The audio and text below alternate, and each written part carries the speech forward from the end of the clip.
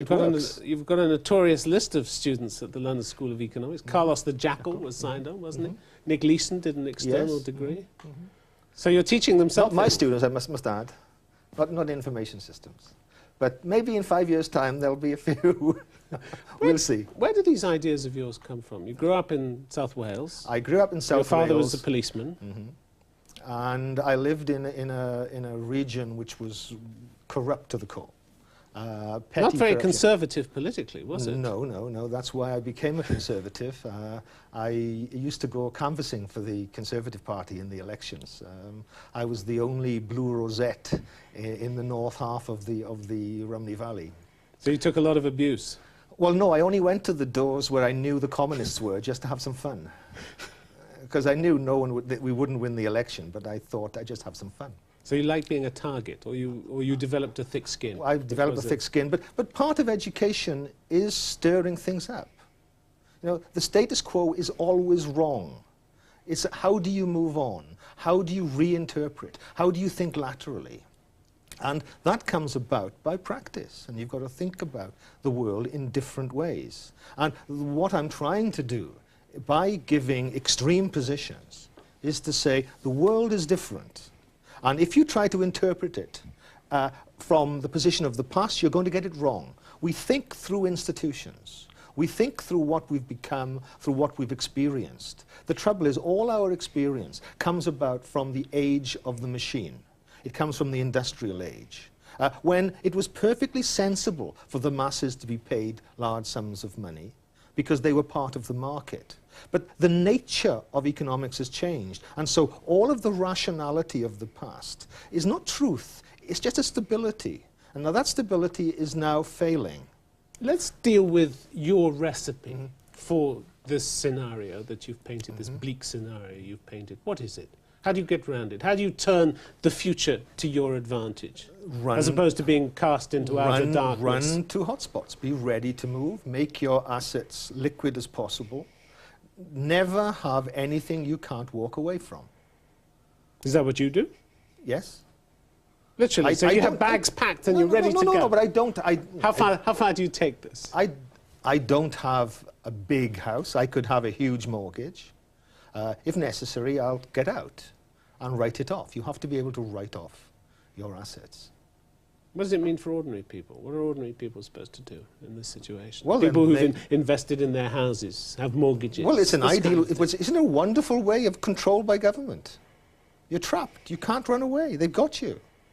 You know, anything that's fixed and stable. Most people don't want to run away. I mean, you look at the survey, latest survey of 18-year-olds. 80% of them are so pleased to be British they want to stay here. But what happens? These are the young people you teach. What happens? Well, only 10% of my students are actually British. But what happens when the money runs out, when governments start having to raise taxes? One of the things they will move on is property, because property is fixed. They're finding it very difficult to tax salaries now, because though that income is being earned all over the world, they don't have information about where the money is earned. And so increasingly people can leave money abroad in offshore bank accounts. So income is a real problem. They also have to bring talented people in. So what they do instead is introduce hidden taxes, and taxes on property, taxes on fuel, taxes on clothes. All of these things are going to come about because it's easy to tax. Things that are fixed are easy to tax. Things that are virtual are difficult. And if they don't, they bring about their own demise. Well, something's got to pay for the system. The system has to be paid for. So who pays it? So increasingly you're finding taxation by stealth. In Britain, we're seeing it now. Increasingly, the income tax levels are kept at a reasonable level. But there's all sorts of new taxes coming in. And so we in Britain are paying far more in taxes than we were, but we don't quite know where's it coming from or where's it going.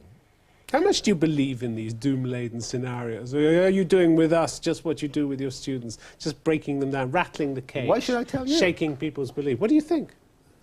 I'm asking you. I'm asking you. Do I have to tell you? Yes. Go ahead. I believe... Unless you're going to walk out. I believe in some of it. It is a pedagogical style. But I am tub convinced. thumping. But A sermon. I am. It's a polemic, because I can see. I like Britain. I like living here, and I want this to be a hotspot. I'm worried that we can become a cold spot if we go the socialist route of Europe. At the moment, we're doing quite well because all of the Europeans who are being trapped by socialism over there are bringing their money out. Why do you talk about socialism? It's socialism in the way that it was discussed in Eastern Europe or inflicted in Eastern Europe is gone, hasn't it? We've got There's a new political pragmatism nonsense. out there. It's socialism. You're Socialism stuck in the past. We're not stuck in... Exactly, Europe is stuck in the past. There's socialist governments all across Europe. We've got one in the UK. The idea that society can be turned into a machine and optimized is what socialism is about. And ultimately, it means ignoring the individual. The individual doesn't count. It's the collective that matters. And individuals must give up any form of individuality for the good of society. That's what socialism is, and that's what we've got all across Europe. But it's individuals that create wealth, not the masses. One of your critics, Professor David Epstein, a virologist, said that Angell's nightmare scenario of 20 years hence won't happen. But he actually painted a worse one, didn't he? Yes, he said that the Ebola virus would kill us all in 10 years. And he said it 6 years ago. A note of optimism to end on. Ian Angell, it's been a pleasure having you on the program. Thank you. Thank you very much.